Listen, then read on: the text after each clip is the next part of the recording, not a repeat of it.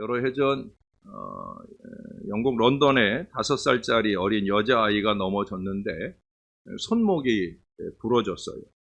근데 이 아이가 울지도 않으면서 엄마, 손목이 이상해, 구부러졌어, 그러는 거예요.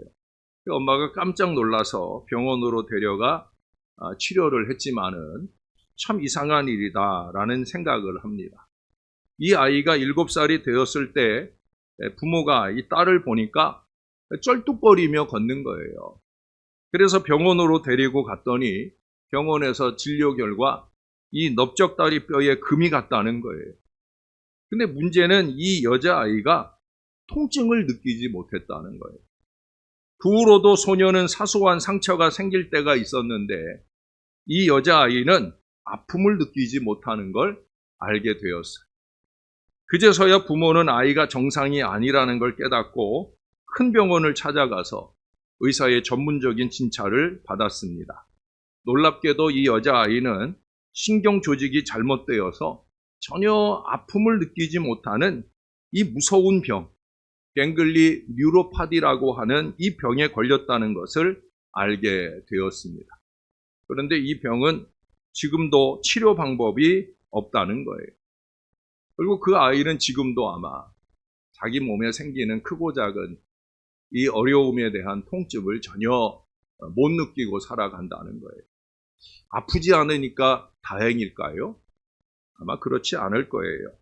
아파야 하는데 아픔을 느끼지 못한다면, 고통을 느껴야 하는데 고통을 느끼지 못한다면 그것은 좋은 일이 아닙니다.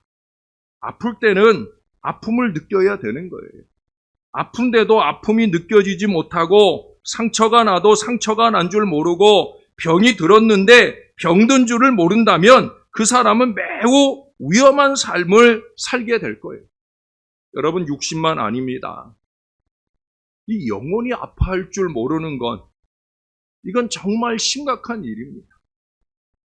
앞장선 지도자의 영혼이 아픈데 병이 났는데 그걸 알지 못한다고 하면 이것은 개인적으로만 아니라 교회적으로도 심각한 일이 아닐 수 없는 거예요. 지난 몇 주일 동안 주일마다 주님께서 계시록의 7교회들에게 하신 말씀을 이제 오늘 4번째 절반을 생각해 보았습니다. 그 교회들은 지금의 터키인 소아시아의 로마 지배 지역에 위치해 있었던 실제 교회들이었어요. 그 교회 성도들은 이교 문화 속에서 살고 있었습니다. 그 이교 문화는 세속적 문화요, 유일하신 하나님을 믿지 않는 문화였습니다. 그래서 그들은 많은 신을 가지고 있었습니다. 그러나 그 당시 로마 세계에서 그들의 궁극적인 신은 자기 자신이었어요. 자기 자신. 이게 제일 무서운 우상입니다. 옛날이나 지금이나 이 자기 자신, 이게 제일 큰 우상이에요. 자신의 쾌락, 자신의 성공과 번영을 위해서, 또 자기 자랑을 위해서 섬기는 신들이지. 하나님조차도 그렇게 섬기는 사람들이 있어요. 자기 자신을 위해서 하나님을 이용해 먹고 살아요. 당시의 이교 문화는 사람들의 욕망, 욕정, 자기 만족을 위한 문화였어요. 우리 그리스도인들의 삶은 어떻습니까? 아니, 어떠해야 되겠습니까? 우리 신앙인의 삶은 그와 정반대여야 되는 거예요. 우리는 자신보다 다른 사람들을 먼저 존중합니다. 그게 정상입니다. 우리는 그리스도의 영광을 위해 살고 하나님께 예배를 드려요. 세상은 내가 원하는 것, 너의 욕망을 위해 살라고 말하고 있지만 그리스도는 아니다. 내 자신을 부인하고 내 십자가를 지고 나를 따르라 말씀하셔요. 그런데 교회가 이 복음의 핵심 메시지를 바꾸기 시작한다면 교회는 죽기 시작하는 거예요. 교회는 쇠퇴하기 시작합니다. 교회가 죄를 용인하면 교회는 쇠퇴할 수밖에 없는 거예요. 성도들이 복음의 말씀과는 달리 세상이 좋아하는 사람이 되려고 하고 성경의 진리를 양보하고 죄를 용납하고 세속주의적인 삶을 받아들인다면 교회는 쇠퇴하게 되는 거예요. 목사에게 자꾸 그 불합리한 것을 해달라고 요청을 하면, 그리고 목사가 거기에 따라가기 시작하면, 그러면 교회는 희망이 없는 거예요. 개인의 신앙도 다 무너지는 거예요. 여러분, 영적인 부흥의 첫 번째 단계는 교회가 성경적인 이 가르침으로 돌아가는 거예요.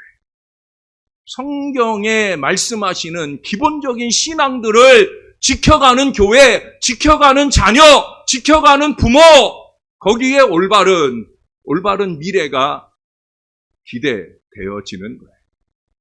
지금은 괜찮다고, 지금은 별일 없다고 우리가 안심하고 살 일이 아니라는 거예요.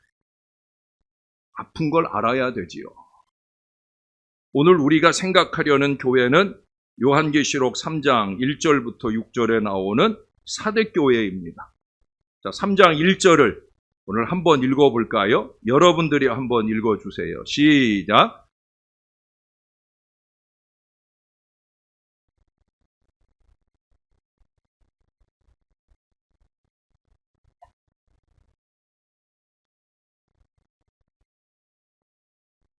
네.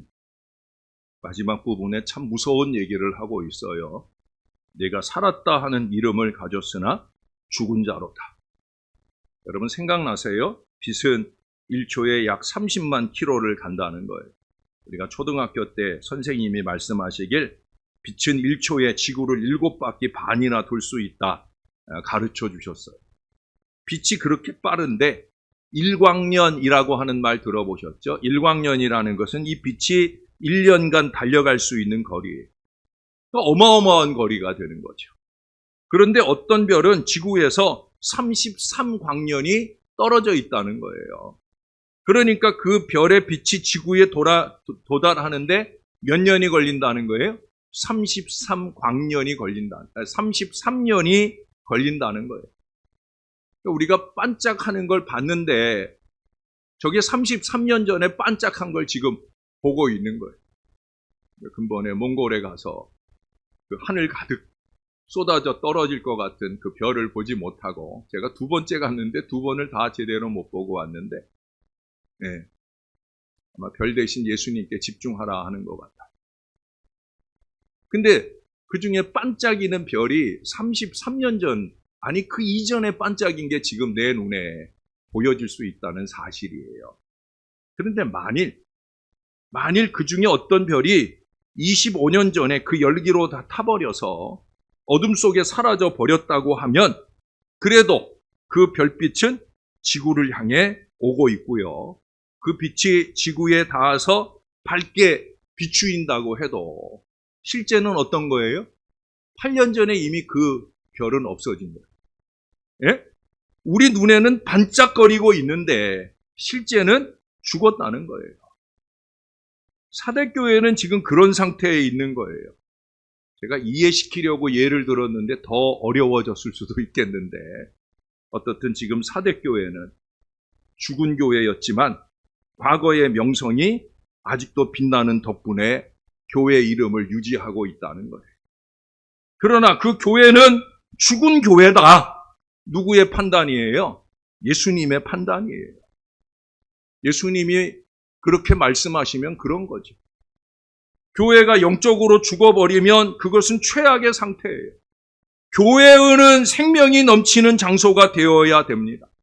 교회는 하나님이 살아계시고 그리스도가 살아계시고 성령님이 살아계시고 성도들이 살아있는 곳이어야 되는 거예요.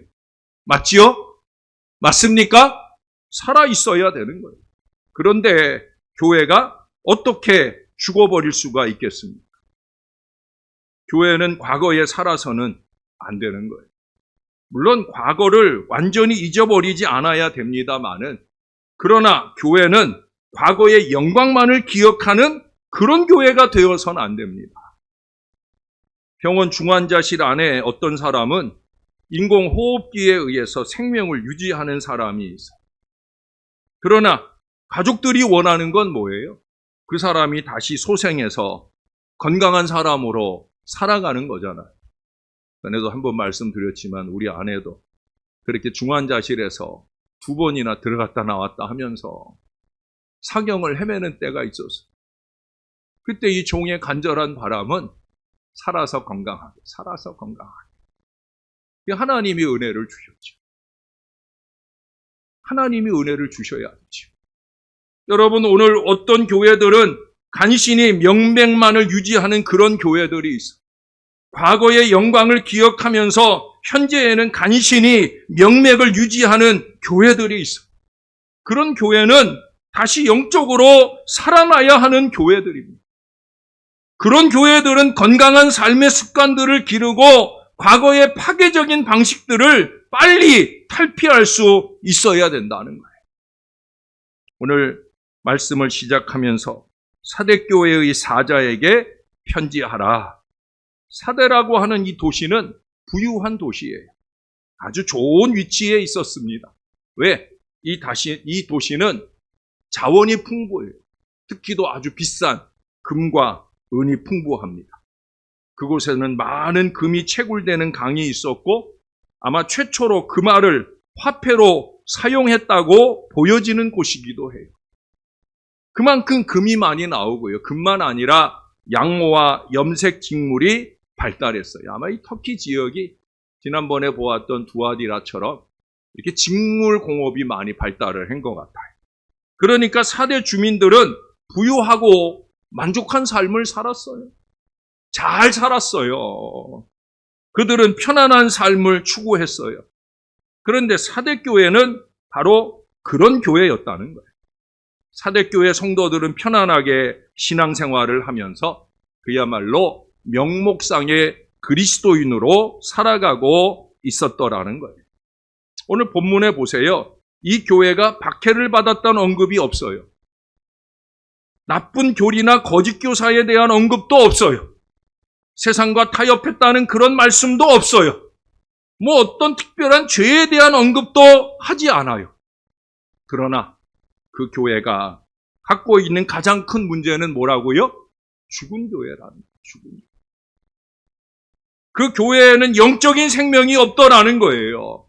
그 교회는 외형적으로 조직적으로 살아 있었지만 영적으로는 죽은 교회더라는 거예요. 여러분, 교회가 그저 아무 어려움이 없으면 좋은 것일까요? 아무런 어려움이 없고 아무런 박해도 없고 모든 것이 편안한 교회가 되는 것이 과연 바람직할까요? 그렇지 않은 것 같아요. 실제로 교회의 역사를 쭉 돌아보면 또 신앙의 여정을 돌아보면 교회나 성도들은 어려움을 겪을 때 그런 중에 간절히 기도하고 간절히 하나님께 집중하면서 그러면서 성장하고 성숙해집니다. 그냥 우스개 얘기해요. 지난 주일에 어떤 분들이 제 배가 조금 나온 거 가지고 몰라요. 그분들 볼 때는 많이 나와 보였는지 어떻든 그걸 가지고 시비를 걸더라고요. 저는 사람들의 신체적인 어떤 그 안 좋은 특징을 가지고 말하지 않으려고 조심을 하는데, 근데 그러더라고요. 그냥 웃고 지나갔어요. 제가 금요일 날 모처럼 만에 전철을 탔어요. 신설동에 거기 이렇게 소방, 제가 이 교회 방화관리자거든요. 그러다 보니까 제가 소방 교육을, 또 그게 전에는 그냥 재작년까지는 인터넷으로 이렇게 강의를 들을 수 있게 해줘서 제가 편안하게 했는데, 이번에는 2시간은 인터넷으로 듣고 4시간은 그 교육장에 와서 교육을 받아야 된다고 그래서 아침 일찍 제가 이제 전철을 타고 신설동까지, 그것도 내려가지고 거의 1km 가까이 한 20여 분을 걸어가가지고 그래서 강의를 4시간 듣고 왔어요. 한 2시간 정도 들을 때까지는 이상이 없었는데 3교시 강의가 진행되는 중에 갑자기 책기가 오더라고요. 막 미식미식하고 견디기 힘든 그런 시간들이 2시간이요 이렇게 이어지면서 제가 아내한테 톡을 보냈어요. 속이 이상하다고, 머리가 아프고 속이 이상하다고. 그랬더니 우리 아내가 그러더라고요. 공부가 체질에 안 맞는 모양이라고. 네. 저녁 때 제가 아파가지고, 그래서 이제 급체가 와가지고, 하루 종일, 이 먹는 걸 좋아하는 제가 아무것도 못 먹고 다 개워내고 몇 번을 토하고, 네, 더 나올 게 없어서 토하지 못하는, 네, 그렇게 하루를 지나고 또 그 다음날, 네, 어제도 뭐, 죽으로 간신히. 제가 좀 힘이 없어 보이지 않아요? 네, 힘이 없어요, 지금. 왜? 먹는 걸 잘 못 먹었어요. 근데 제가 오늘 아침에 바지를 입으면서 허리띠를 죄는데 허리띠가 쑥 당겨지더라고요. 그래서 제가 지금 허리띠를 반을 꺾어서 넣었어요. 왜? 이게 너무 길게 남아갖고 너덜너덜 하니까. 하나님은 또 그렇게도 역사하더라고요. 예? 그래서 제가 어떻든 지금 배가 살짝 들어갔어요.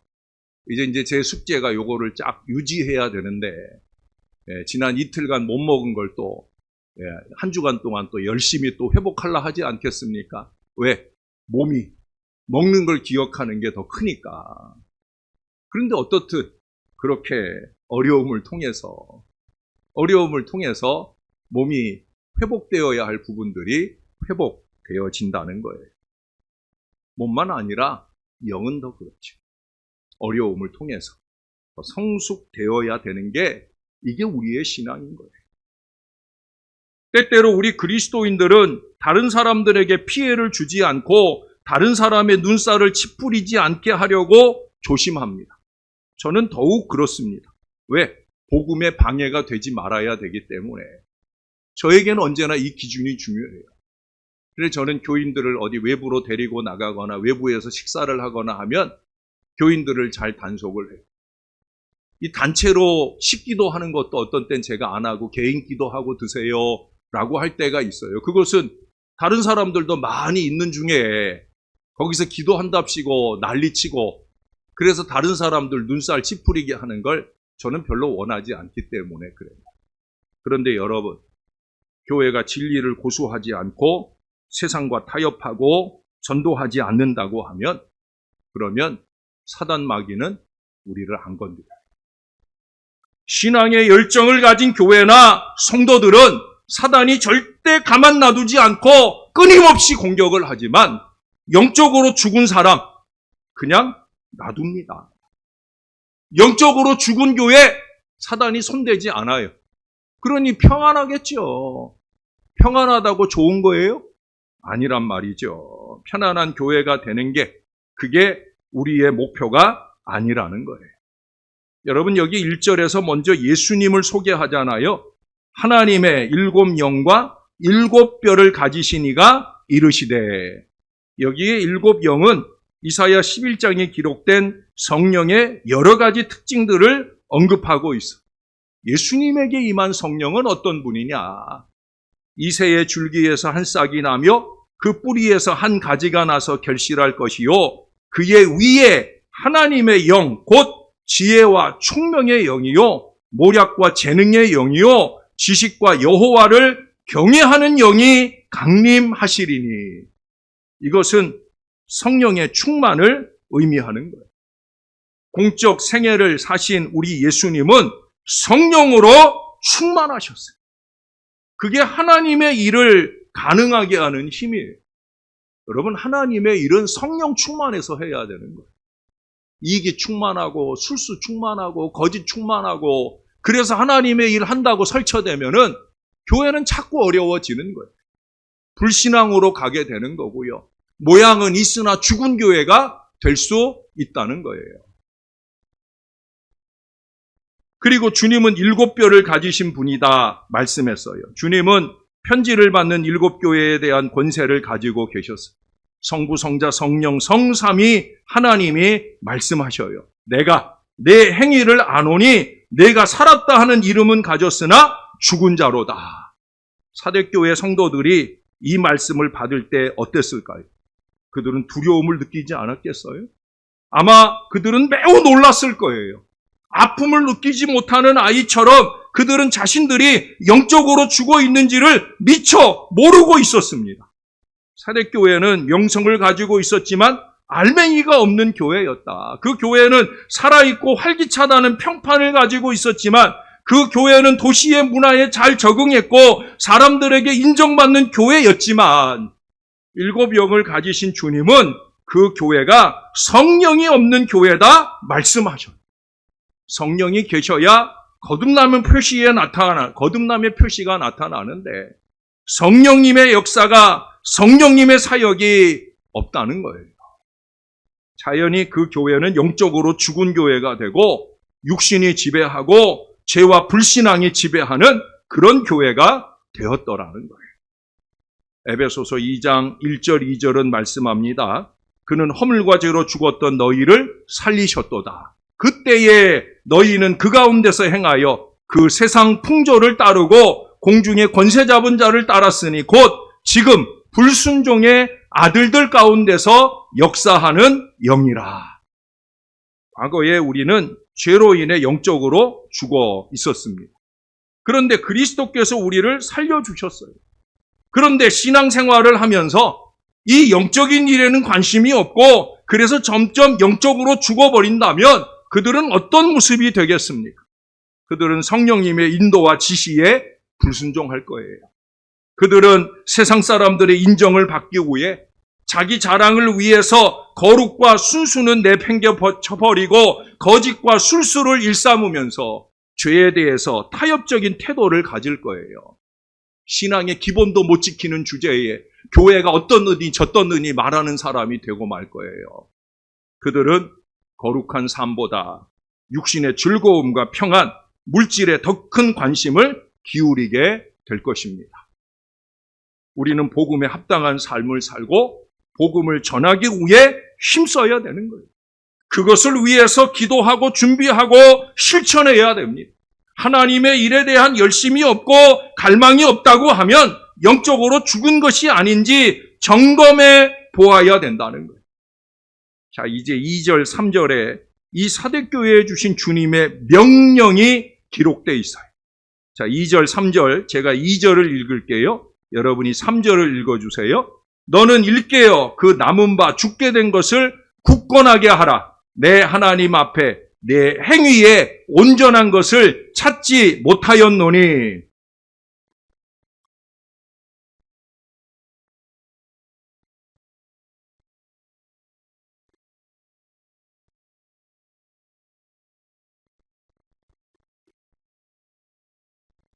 주님이 사대교회에 원하신 것은 영적인 회복이었어요. 다른 말로 하면 영적인 부흥입니다.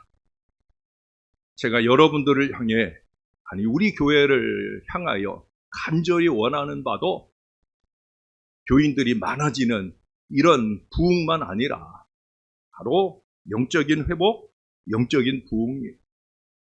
그것을 위해서 예수님은 5가지를 해야 된다 말씀합니다. 첫 번째 말하는 게 일깨어라 하는 말을 2번이나 반복해서 말씀하고 있어요. 일깨어라. 일깨어라는 말은 우리가 자주 쓰는 말은 아닙니다.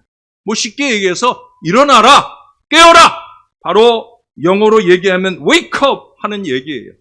우리 엄마들이 아이들 깨울 때 wake up, wake up 하잖아요. 아침마다 아이들 깨우느라 애쓰잖아요. 우리들이 운전하면서 졸았던 기억이 있잖아요. 자기도 모르는 사이에 깜빡 졸음이 찾아올 때 여러분 그때 정신 차려야죠. 웨이크업 해야 되죠.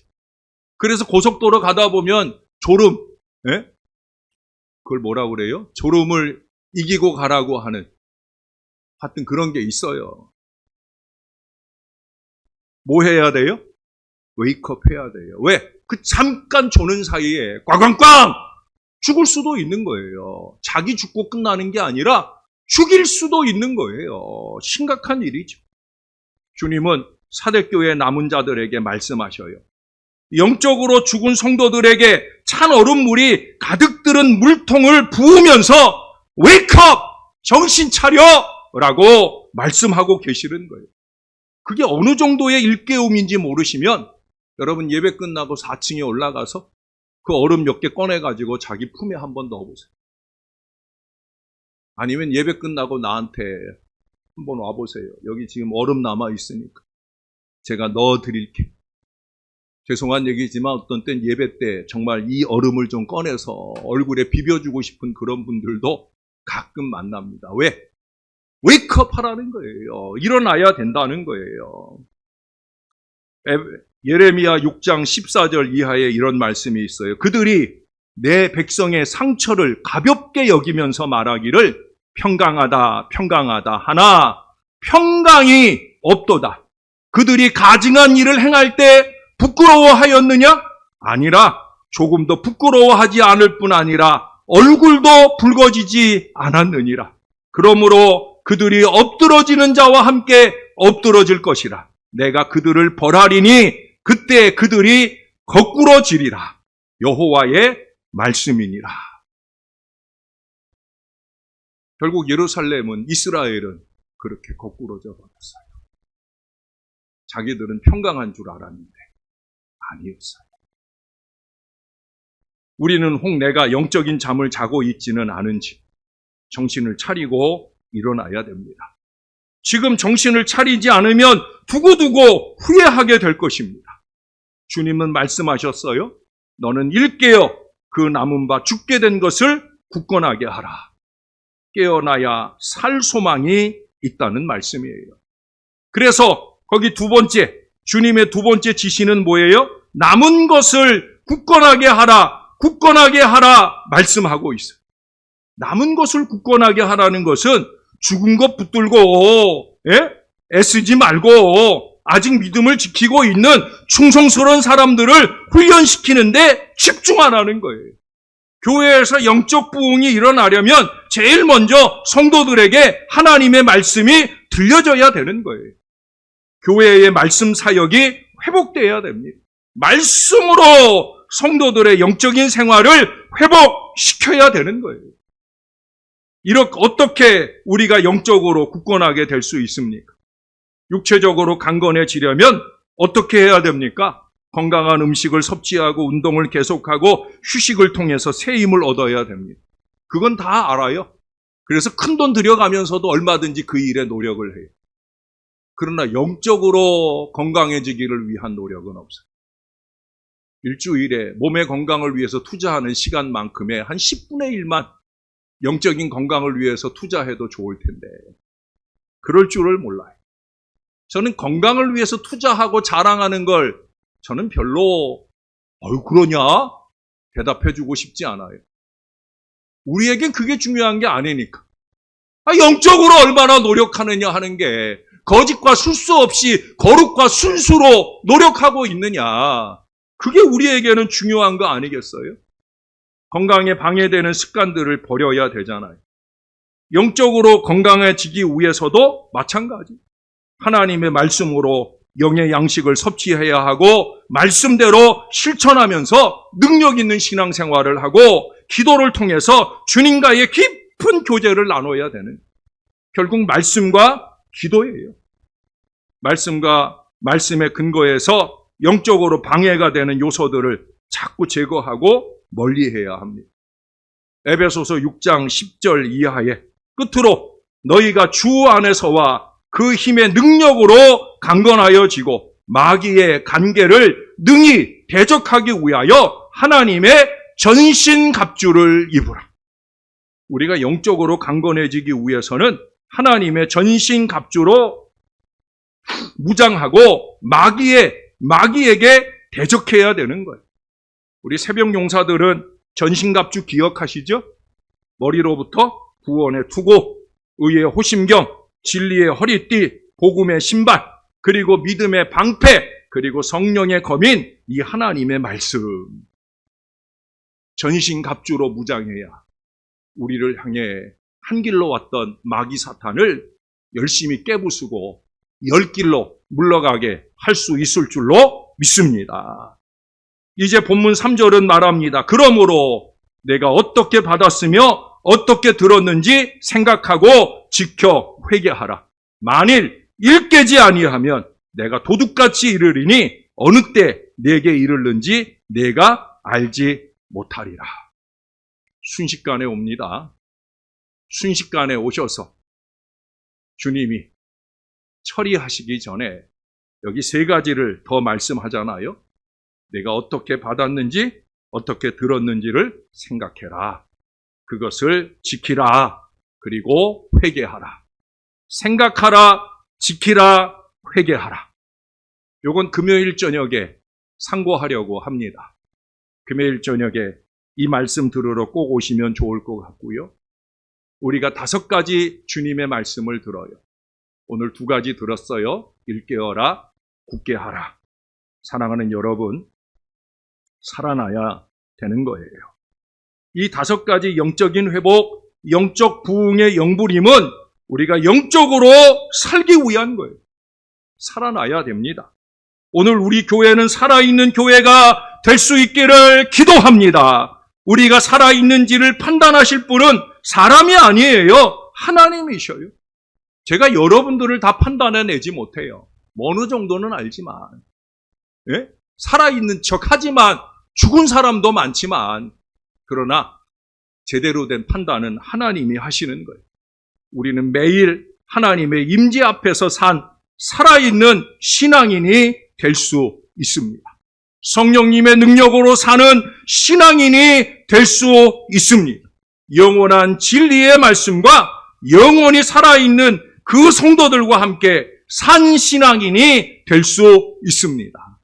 신월제일교회 사랑하는 성도 여러분, 산 신앙인이 되시기를 바랍니다. 사람들 앞에서 아니라 하나님 앞에서 살아있는 신앙인이 되시기를 바랍니다. 성령님의 능력으로 살아있는 신앙인이 되시기를 바랍니다. 부족한 저와 함께 진리의 말씀으로 그리고 영혼을 살아갈 우리 성도들과 함께 산 신앙인, 흰옷 입은 거룩한 신앙인이 다 될 수 있기를 우리 주 예수님의 이름으로 간절히 축원합니다. 우리 하나님 고맙습니다. 우리를 살아있는 교회 신월제일교회에서 신앙하게 해주시니 감사를 드립니다. 목회자들이나 온 교회가 영적으로 살아있기를 위해서 거짓과 술수는 내버리고 거룩과 순전으로 아버지의 뜻을 이루어가는 신령한 이 교회가 꼭 되게 도와주시옵소서. 성령의 능력으로, 말씀의 능력으로, 기도의 은혜로 살아있는 은혜로운 신월제일교회, 주님 오시는 그날까지 그런 교회 되어질 수 있도록 우리에게 영적인 부흥의 역사를 허락하여 주시옵소서. 우리의 구주 되시는 예수님의 이름으로 기도합니다. 아멘.